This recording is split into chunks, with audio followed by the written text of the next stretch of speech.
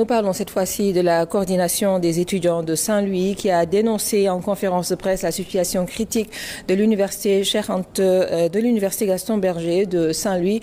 Selon leur président de séance, Ousmane Ba, le ministre de l'Enseignement supérieur fait preuve d'indifférence et n'a pas respecté ses engagements. Les retards dans la livraison des chantiers sont selon lui inacceptables. Les étudiants promettent de poursuivre la mobilisation. Ousmane Ba, que nous écoutons avec Moussa Diagne et Abdouboye. En décembre, le ministre de l'Enseignement supérieur, encore une fois, nous a conviés à une rencontre à Dakar. Cette fois-ci, il nous a exposé la situation du pays et nous a demandé de lui donner du temps de livrer les chantiers au mois de juillet. La coordination des étudiants de Saint-Louis en toute responsabilité a adhéré à ça. Ici, la coordination avait convié la base à une assemblée générale. Lors de cette assemblée générale, la base avait demandé à la coordination de tout simplement continuer le combat et de ne pas lever le mot d'ordre. Mais la coordination des étudiants de Saint-Louis en toute responsabilité avait dit qu'il va choisir de croire en la bonne foi du ministre de l'Enseignement supérieur.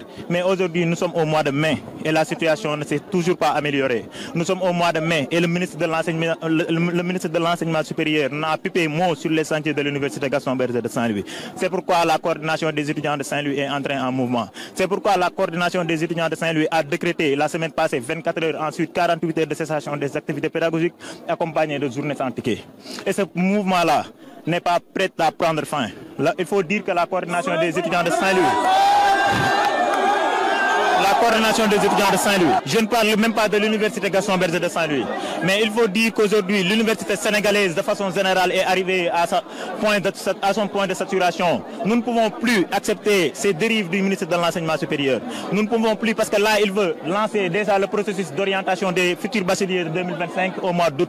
Nous savons tous qu'au mois d'août, le ministre de l'Enseignement supérieur va orienter ici à l'université Gaston Berger de Saint-Louis plus de 5500 étudiants, camarades étudiants. Ça, c'est pas normal. La capacité d'accueil de l'université Gaston Berger de Saint-Louis actuellement est de 5535 lits. 5535 lits, c'est-à-dire que ça n'atteint même pas la moitié de la demande en hébergement des étudiants de l'université Gaston Berger de Saint-Louis. Et les représentants d'étudiants ne vont pas rester les bras croisés.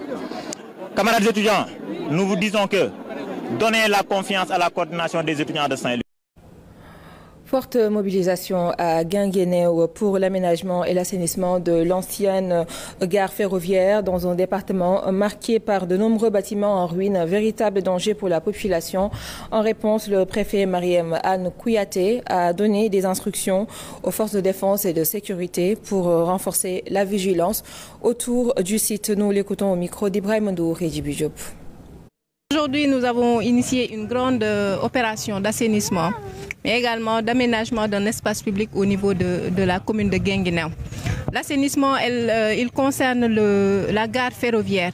Malheureusement, ces derniers jours, on a connu un événement tragique qui a coûté la vie à une dame qui traversait la gare ferroviaire de Guinguinéo, qui est à l'arrêt depuis plus de 20 ans.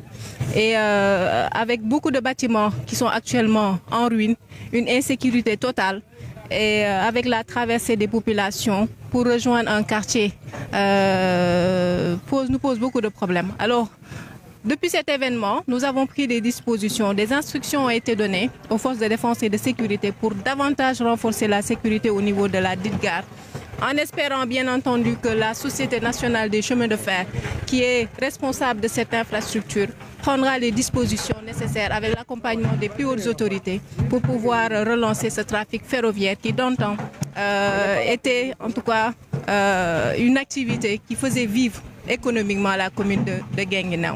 En attendant, à un niveau opérationnel, j'ai mobilisé l'ensemble des parties prenantes, l'ensemble des acteurs au niveau de la commune pour qu'ensemble, qu'on se donne la main avec l'appui de la zone militaire numéro